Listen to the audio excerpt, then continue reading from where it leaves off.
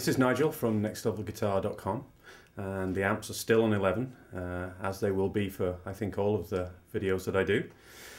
Today what we're going to do is talk a little bit about a technique that you can use in pretty much any level, any style of playing, and that's raking strings to get a specific type of effect where we rake strings but don't sound the notes.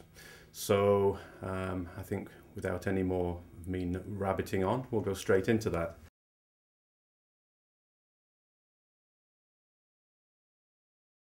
So what we're going to do is talk about raking, and what I'm doing here is I'm fretting the 12th fret on the E string, the 13th on the B, and the 14th on the G.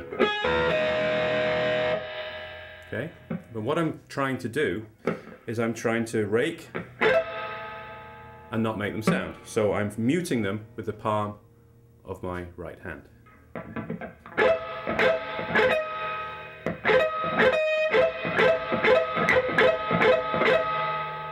Okay, so we've got that.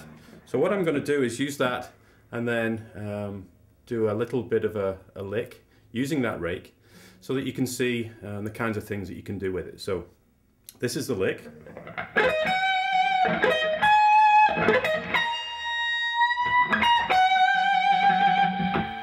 So again, that lick is.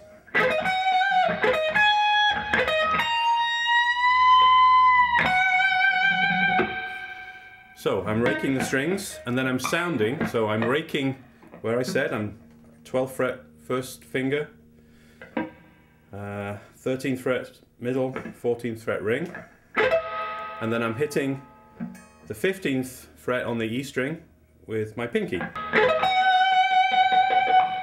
And then I'm doing it again and quickly moving up to the 17th fret.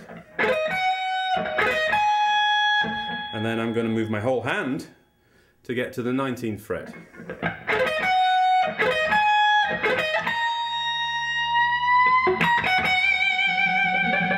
All I'm doing there is I'm bending up on the 19th and dropping it back onto the 15th. Adding a bit of vibrato. So all I'm doing is just colouring it a little. So what we'll do is just have a quick look at that and how I achieve that.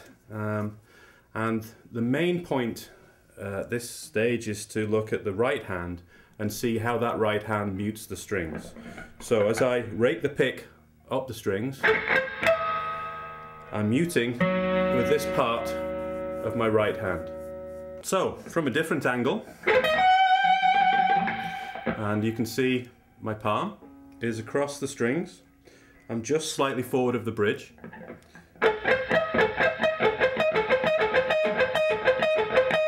So what I'm doing is I'm fretting up, up, up, up,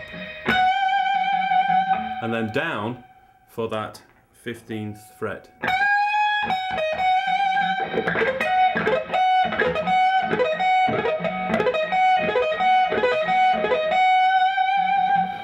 So as I rake it, what I'm trying to do is I'm trying to maintain the time distance between hitting each string the same, and then the same interval between sounding the note.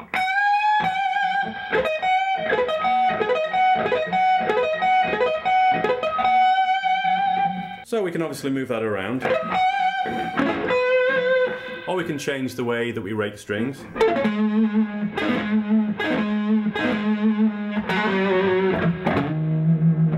Stevie Ray Vaughan-ish, it comes up like that, yeah.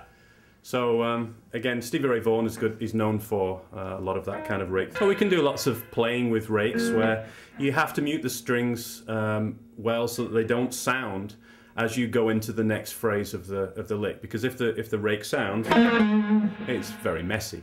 So you have to learn to be able to coordinate what this hand's doing with what this hand's doing, with what this hand's doing. So you're doing two things with this hand, and that's the most important aspect of doing rakes. You know, whatever you want to do with it, just get creative with it. Find some rakes. You don't have to rake 3 strings, you can rake more, you can rake less. See what works for you, see what adds some colour to your licks, and you'll probably find that adding in rakes will make things sound pretty cool. So try it, you might like it. So this has been Nigel for nextlevelguitar.com. make sure you go to the website. There's a lot of stuff on there, and a lot of ways to become a better guitar player.